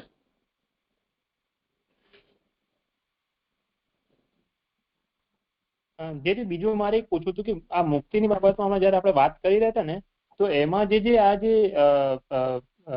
જે અભિમન્યુના બીજા ભાઈઓની પણ મુક્તિ ન જ ગણાય ને, કારણ કે એ લોકોનું પણ અશ્વત્થામાં આવી રીતે માર્યા તો પછી એમની પણ મૃત્યુ નહીં જ થાય ને, કારણ કે આગળના શ્લોકમાં એટલે મતલબ મુક્તિ નહીં જ થાય ને, તો પછી એ નહીં નડે અહીંયા પરીક્ષિતજીને? એ ચીજ નથી સમજમાં આવી રહ્યું. એ તો દ્રૌપદીના પુત્રો હતા.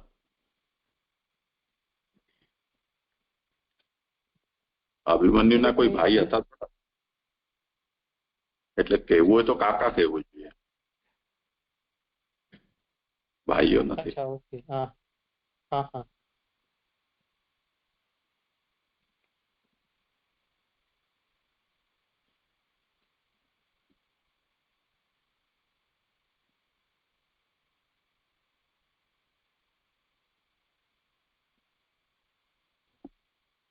લઉં છું આગળ.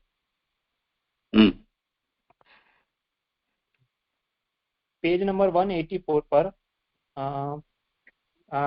13મા શ્લોકની ઉત્તરનિકા, પાંડવોના બીજા પુત્રોને હણ્યા એમ કહેવા માટે નીચેના શ્લોકથી તેનું કારણ કહે છે. યદા વૃદ્ધિ કૌરવ સંજયાનામ વીરેશ્વતો વિરગતિમ ગતેષુ વૃકોદરા વિદ્વ કદાપિમર્શ પગ્નોરુદંડે ધૃતરાષ્ટ્રપુત્રે જ્યારે કૌરવો અને સંજયોના યુદ્ધમાં પછી વીરો વીર ગતિને પામ્યા અને જ્યારે ભીમે ફેંકેલી ગદાના પ્રહારથી ધૃતરાષ્ટ્રના પુત્રના સાથર રૂપી દંડો ભાંગ્યા. હવે સુબુદ્ધીજી લઈ રહીશું. સંજય વંશમાં ઉત્પન્ન થયેલો ધૃષ્ટદ્યુમ્ન પાંડવોનો સેનાપતિ હતો. પાંડવો પોતે કૌરવ હોવા છતાં પણ વિરોધનું કારણ દ્રૌપદી હતી. તેથી અને પાંડવોના પક્ષમાં ધૃષ્ટદ્યુમ્ન આવેલ હોવાથી અયોગ્યતા ન થાય તે માટે સંજયોના એમ કહેલું છે. અહીંયા ફૂટનોટ નંબર 1 કૌરવો સંજય કૌરવો અને પાંડવોનું યુદ્ધ ન કહેતા કૌરવો અને સંજયોનું યુદ્ધ કહેવાના કારણો અહીં કહેલા છે. એટલે અહીંયા કૌરવો અને પાંડવો કે તો પાંડવો એ લોકો ભાઈઓ જ હતા એટલે પાછું કન્ફ્યુઝન થાય ને એટલા મતલબ એ અયોગ્યતા થાય એટલા માટે અહીંયા એ લોકોએ પાંડવો ન કહીને જે ધૃષ્ટદ્યુમ્ન સેનાપતિ હતા સંજયના પુત્ર એ મતલબ એ સંજય કહ્યું એમ. મતલબ અહીંયા ઉપર જે શ્લોકમાં કહ્યું ને કૌરવો અને સંજયો. અને આગળ અહીં 2 પ્રકારના મૃત્યુ સારા ગણાયેલા છે એવું 6, 10, 33 એ વાક્ય પ્રમાણે તેમના સંબંધીઓની મુક્તિ થયાનું વીર ગતિને પામ્યા શબ્દથી કહેલું છે. આ શ્લોકમાં 6, 10, 33 માં એવું કહેલું છે કે યોગીઓ અને જે યુદ્ધમાં વીર ગતિને પામ્યા હોય મતલબ યુદ્ધમાં જે લડતા મૃત્યુ પામ્યા હોય એ લોકોની સારી ગતિ થાય છે એમ એવું અહીંયા સમજાવેલું છે. એટલે એ વાક્ય પ્રમાણે તેમના સંબંધીઓની મુક્તિ થયાનું વીર ગતિને પામ્યા શબ્દથી કહેલું છે. એટલે જે બધા યુદ્ધમાં વીર ગતિને પામ્યા એ લોકોની પણ મુક્તિ થયેલી છે એમ. આથી દ્રૌપદીના પુત્રો જ અન્યાયથી મરણ પામ્યા એવું શોક કરવાનું કારણ સૂચવેલું છે. અને અથો એટલે પછી શોક એટલા માટે કરવાનું કે ભાઈ એમની મુક્તિ નથી થઈ એમ અને સારી સ્થિતિ નથી થઈ એમ. અને અથો એટલે કે પછી શબ્દથી મધ્યમાં જુદો આરંભ કરવાનું વચન કહેલું છે. તેથી પાર્થના શસ્ત્રથી પવિત્ર થયેલાઓએ આપના ચરણની પ્રાપ્તિ કરી એમ જણાવેલું છે. એ 3:2:20 માં કહેલું છે. અને ઉત્તરાર્ધથી દુર્યોધનનું અયોગ્ય મરણ થવાનું કહેલું છે. એટલે કે અહીંયા આ શ્લોકમાં 3:2:20 માં કહ્યું જે લોકોને અર્જુને માર્યા એ લોકોને પણ મુક્તિ થઈ છે મતલબ આપના ચરણની પ્રાપ્તિ થઈ છે પ્રભુના ચરણની. હવે કારિકા 7મી લઈ રહ્યો છું. વૃકો 10 વિધો પ્રાણ ઉદરે યશ્ય તિષ્ઠતિ સ વૃકોદર ઇત્યુક્તો ભગવત કાર્ય સાધક. વૃક એટલે 10 પ્રકારનો પ્રાણ જેના ઉદરમાં રહેલ હોય તે વૃકોદર કહેવાય. એને ભગવાનના કાર્યને સિદ્ધ કરનારો છે. એ વાક્ય પ્રમાણે ભીમે ફેંકેલી ગદાના પ્રહારથી ભાંગેલા છે 2 સાથર રૂપ જ દંડો જેના તેવો દુર્યોધન થયો. દંડ શબ્દથી પ્રહાર કરવાનું કારણ કહેલું છે કારણ કે તે દેખાડીને દ્રૌપદીને દુઃખ ઉત્પન્ન કરેલું. ધૃતરાષ્ટ્રના પુત્ર શબ્દથી આંધ્રાનો પુત્ર હોવાથી તેનું અવિવેકીપણું કહેલ છે. અહીંયા ફૂટનોટ નંબર 1 છે એ તો આપણે જોઈ લઈએ બરાબર. હા ઓકે હા જી તો આ શ્લોક સંપન્ન થયો. એટલે મતલબ અહીંયા એવું સમજાવી રહ્યા છે કે જે દુર્યોધન છે એની મુક્તિ નથી થયેલી કારણ કે એને આવી રીતે આ સાથર પર મારીને જેનું મતલબ ગદાથી પ્રહાર કરીને એ કર્યું એટલે એને મુક્તિ નથી થયેલી એવું સમજી રહ્યો છે. અને જે આમાં એ થોડુંક સમજમાં નથી આવી રહ્યું કે આગળનો હજી કારિકા અને ત્યાં સુધી છે એ વાંચી લીધું પેલી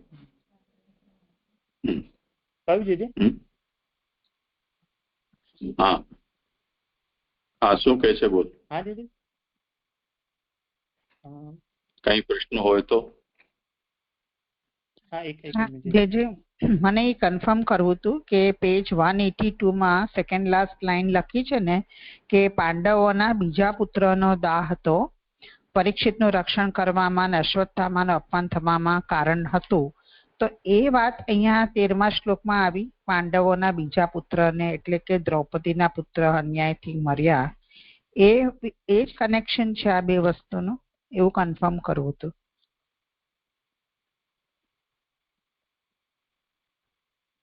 હા, એ જ છે, એ જ છે. હા, તો પછી આ જે 182 નું સેન્ટેન્સ બેસતું નથી કે આ વાત જે પરીક્ષિતનું રક્ષણ કર્યું છે એ વિષય ચાલુ થયો, એમ આવ્યું 182 પેજ પર નીચે.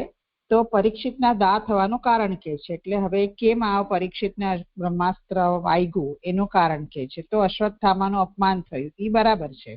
પછી કે છે પાંડવોના બીજા પુત્રનો દાહ તો પરીક્ષિતનું રક્ષણ કરવામાં, તો એ કેવી રીતે બેસે?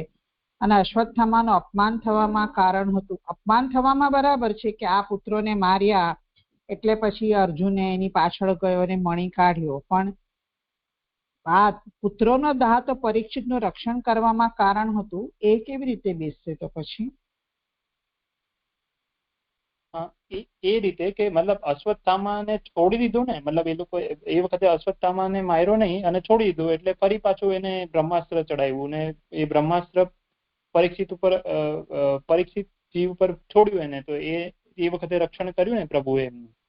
એ રીતે આખું મતલબ એ રીતે ડાયરેક્ટલી કારણ નહીં, પણ ઇનડાયરેક્ટલી એમ કે ભાઈ પહેલા એકચ્યુઅલીમાં એ બે એ લોકોને કેવું કે અહીંયા આવી રહ્યું છે આગળના શ્લોકમાં કે દ્રોણને ને એ લોકોને પહેલેથી વેર હતું, એટલે આમના પુત્રોને માર્યા અને પછી એ પુત્રોને માર્યા એટલે પછી એ વખતે પાછું અશ્વત્થામાને છોડી દીધું અને અશ્વત્થામાને અપમાનને કારણે ફરી પાછું બ્રહ્માસ્ત્ર. તો એ રીતે મને લાગી રહ્યું છે, જે પછી આગળ આપ સમજો.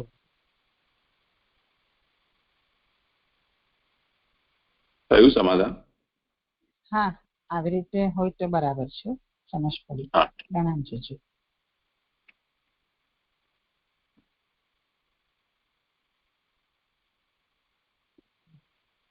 લક્ષ્મી જે બે લીટી છે એ નહીં સમજાતી છે, અને અથવા પછી શબ્દથી મધ્યમાં જુદા આરંભ કરનારનું વચન કહેલું છે, તેથી જે પછી શ્લોકનું કીધું એ નહીં સમજાણું શું કહેવા માંગે છે, આમાં શું આવે છે 1, 2, 3, 2, 20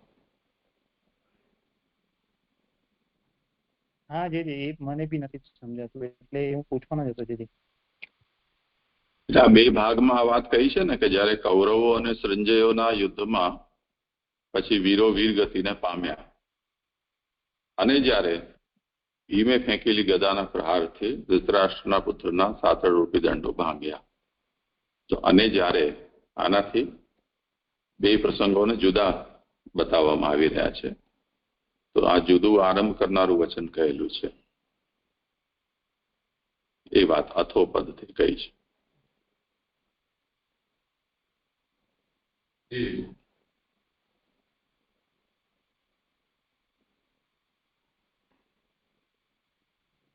તો જે લોકો સામસામા લડી અને મૃત્યુ થઈ જેમની, એ બધા તો વીર ગતિને પ્રાપ્ત થયા. જેમનો નિદ્રાધીન અવસ્થામાં વધ થયો એમની વીરગતિ નથી થઈ,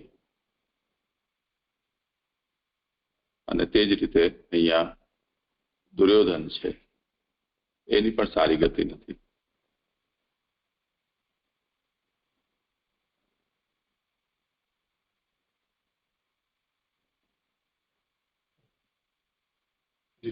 અહીં કારિકામાં નીચે આવી રહી છે પંક્તિ કે દંડ શબ્દથી ધૃતરાષ્ટ્રના પુત્ર, એ જે કહ્યું ને એ ન સમજાયું. ધૃતરાષ્ટ્રના પુત્ર શબ્દથી આંધળાનો પુત્ર હોવાથી તેનું અવિવેકીપણું કહેલું છે. દુર્યોધન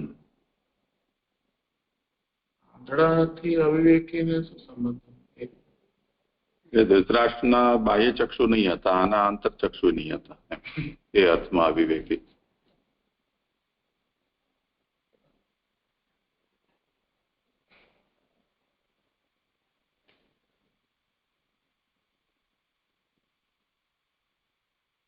આગળ કોનો છે વારો?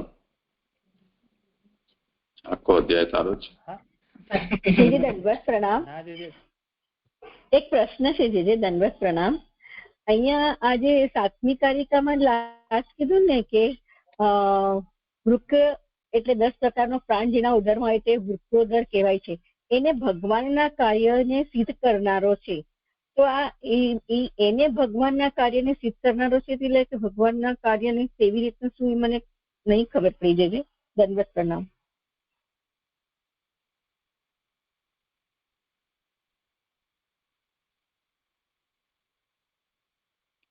ભીમે જે કાર્ય કર્યા એ બધા જોઈ લો.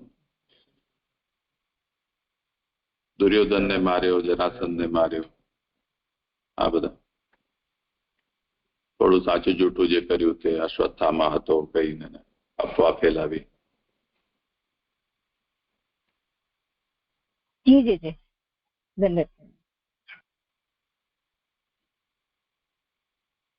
હા કરવા. હા જી. 14મા શ્લોકની ઉત્થાનિકા 184 પેજ પર. તેથી જ તેનો જરા અવાજનું કર ભાઈ, સંભળાતું નથી બધાને.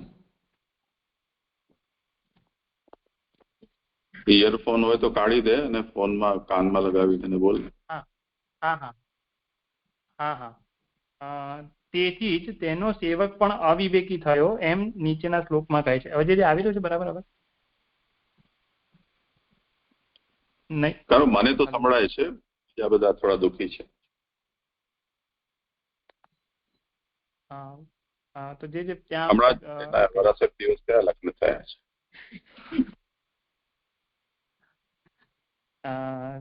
તેથી જ તેનો સેવક પણ અવિવેકી થયો એમ નીચેના શ્લોકમાં કહે છે.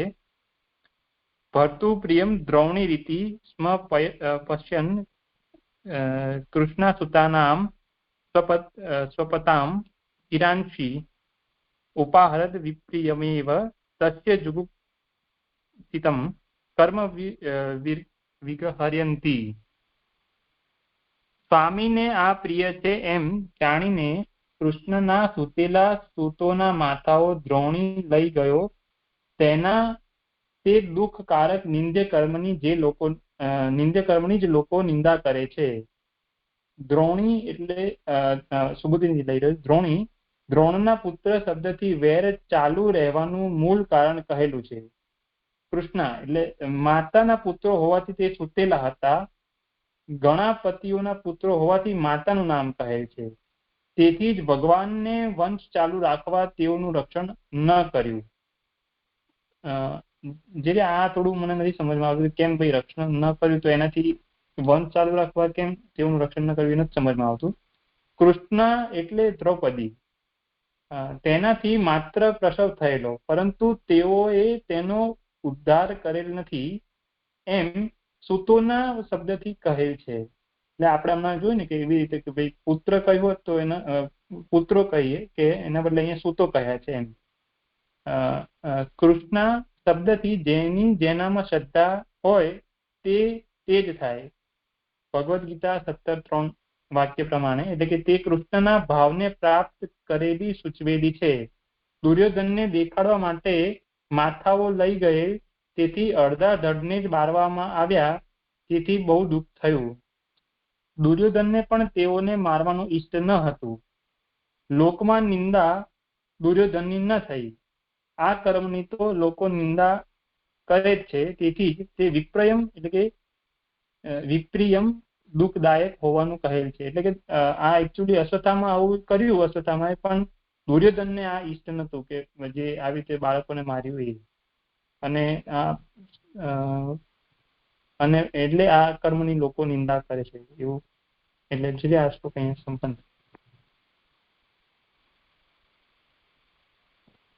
કઈ હોય વિચાર જે આ છે ને વંશ ચાલુ રાખવા, ત્રીજી લાઈનમાં તેથી જ ભગવાને વંશ ચાલુ રાખવા તેઓનું રક્ષણ ન કર્યું. એટલે તો પછી વંશ તો ચાલુ કઈ રીતે રહે છે પછી? એ સમજમાં નથી આવતું. હા કરો સમાધાન કોઈને.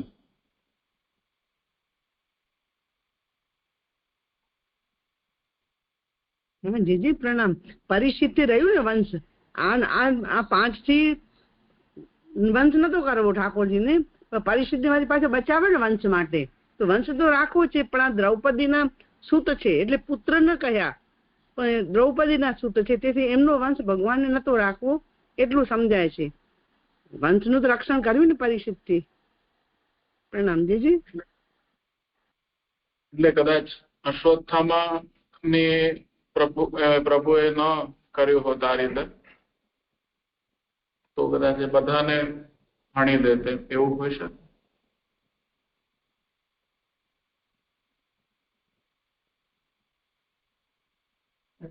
તો કૃષ્ણના એ માતાના નામથી વાત કરી રહ્યા છે. અહીંયા પરીક્ષિત ની તો વાત આવશે નહીં.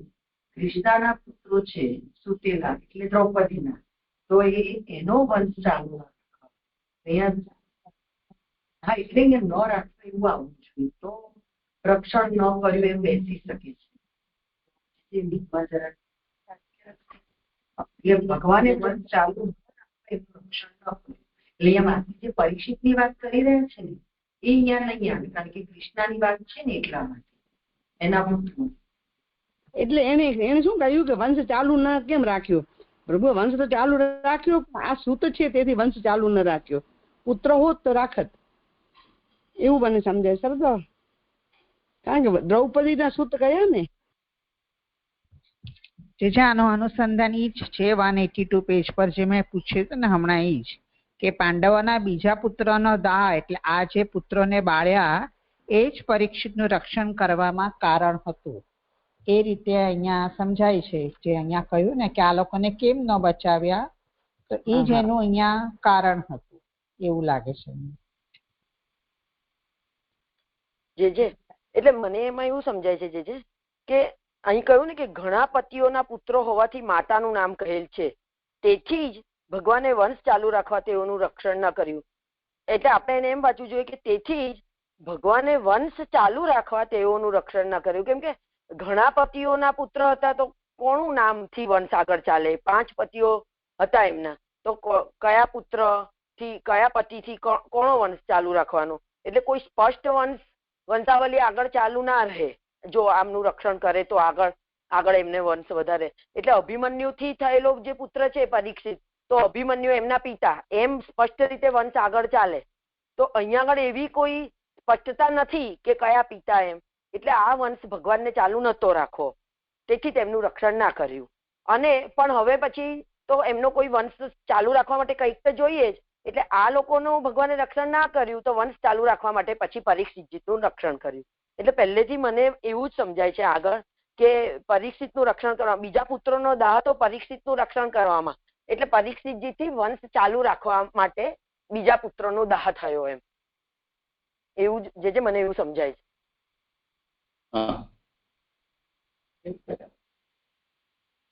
હા જી, સ્પષ્ટ થયું. થયું સમાધાન? હા જી, આ જે રીતે એમને કહ્યું, નીતાબેન અને માસી કહ્યું એ પ્રમાણે બરાબર લાગે છે. સારી.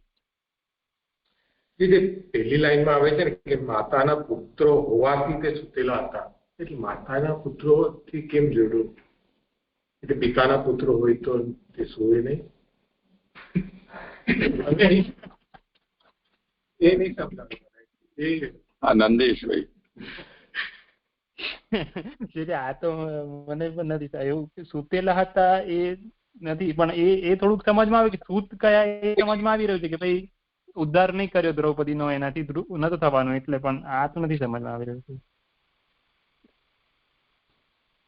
સચેત નતા એવું કઈ કહેવા માંગતા ને. પિતાના પુત્ર તો ક્ષત્રિય છે, યુદ્ધના મેદાનમાં ત્યાં સુઈ ગયા છે, તો થોડીક તો એમ મતલબ સચેત હોવા જોઈએ. એમ સુતેલા હતા એટલે એવું જ કહેવા માંગે છે કે ગાફેલ હતા કોઈ પ્રકાર, એવું મને સમજાય છે.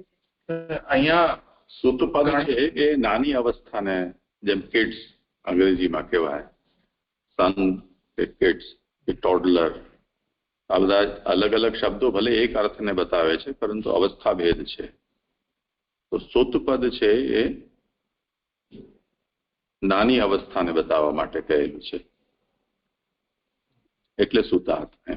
એટલે માતાના પુત્ર જયારે આપણે એમ કહે છે કે તે નાના હતા એટલે સુતેલા હતા એવી રીતે કૃષ્ણા સુતાનામ, આમાં મૂળમાં જે કૃષ્ણા સુતાનામ જે છે ને એમાં સુત કેમ કહ્યું છે એ અભિપ્રાયથી કહેલું છે કે એ લોકો નિદ્રાધીન હતા અને માતાના રક્ષણમાં નિદ્રાધીન હતા. યુદ્ધ કરવા તો આવ્યા છે ને, યુદ્ધ કરવા નહીં,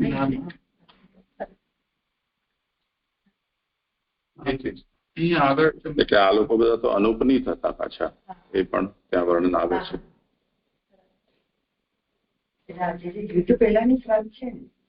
નહીં, દુર્યોધનના મર્યા પછી કે ઘાયલ થયા પછી જયારે અશ્વત્થામાને સેનાપતિ બનાવીને બદલો લેવા માટે દુર્યોધને કહ્યું ત્યારની આ વાત છે.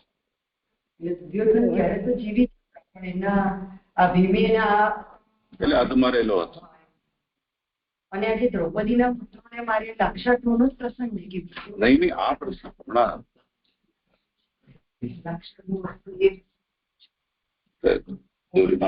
દુર્યોધનને ગદાયુદ્ધ થઈ ગયું તે પછી અશ્વત્થામા, કૃપાચાર્ય અને એ 2-3 જણા બચ્યા.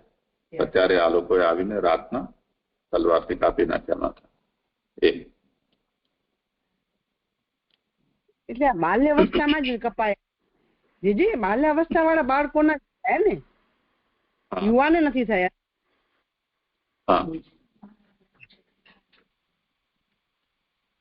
સારું, નંદીશ તારા થઈ ગયા ને શ્લોક? જીજી એક પછી 15મો બાકી છે મારો જીજી. હા તો કરને ભાઈ. હા જીજી. માતા સુતા નામ નિધનમ શિશુ નામ નિશમ્ય ઘોરમ પરિમાના સદા રુદત પાસ્ત કલા ફુલાક્ષી તામ. અવાજ તારો આવી નથી રહ્યો ભાઈ. હા દીદી, હું શ્લોકાત વાંચી રહ્યો છું. સીધો શિશુ સુતોના મૃત્યુનું શ્રવણ કરીને ઘેર ઘણું દુઃખી થયેલી માતા જ્યારે આંસુઓની કલાઓથી ભરાઈ ગયેલી આંખો વાળી થઈ રડી ત્યારે તેનું સાંત્વન કરતા કિરીટમાલીએ નીચે પ્રમાણે કહ્યું.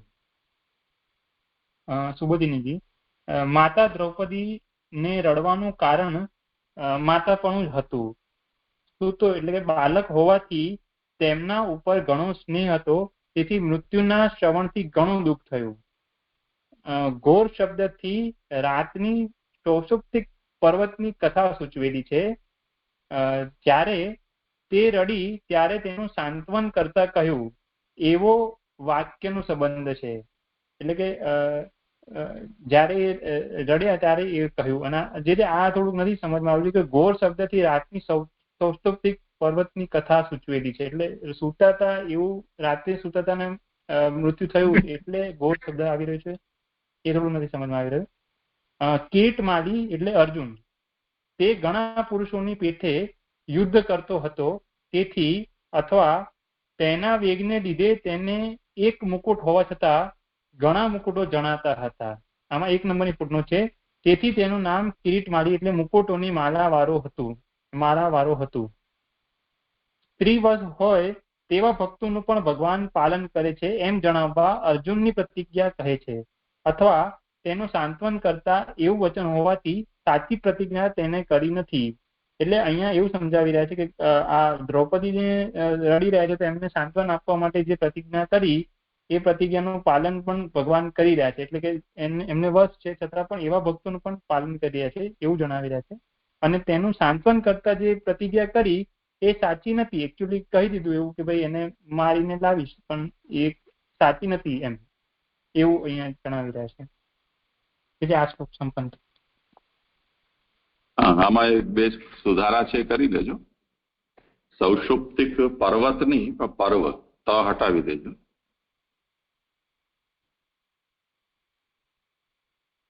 ને આ ઘણું દુઃખ થયું એના માટે અહીંયા આ ઘોર શબ્દથી રાતની સૌષુપ્તિક પર્વની કથા સૂચવેલી છે. એટલે મહાભારતના અંદર સૌષુપ્તિક પર્વ છે, એક પ્રકરણ છે, એનું સૂચન અહીંયા કરેલું છે. એટલે એનો વિસ્તાર જોવું હોય ત્યાંથી જોઈ શકાય.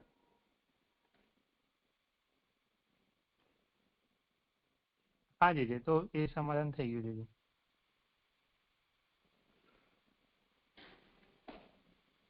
સારું, તો આજે સમય થયો છે.